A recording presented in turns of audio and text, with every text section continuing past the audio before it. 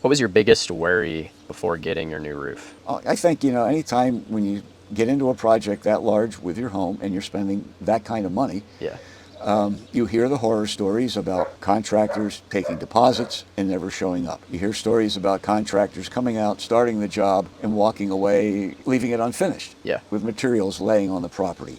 I never had something like this done before, so I just really didn't know what to expect. And you worry, will they do it right? Will they cut corners? After they leave, will you find tons of problems that should have been addressed?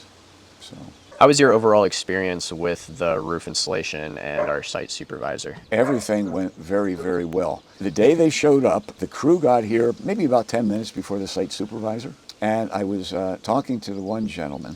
And as I was speaking to him, one of the other guys said, "Can we go up on the roof and get started?" And I said, "Yeah, go ahead." And so they started pulling ladders, they started going up, and a few minutes later, site supervisor came, and everything flowed really well. And at some point during the day, because it was a complete, remove everything, place some boards, brand new this, and everything else, in my mind, I'm thinking, this has got to take a couple of 3 days. And when Yeah. I said to the supervisor, I think I said, how many days do you figure this will take? And he goes, "Oh, we plan to be done before the day's out." And I was stunned. I mean, I have pictures of the guys on the roof working. I mean, they just swarmed the roof. Yeah. I mean, it was amazing. And they're dropping, tarps and things like that to protect things here on the ground. But everything went very, very well.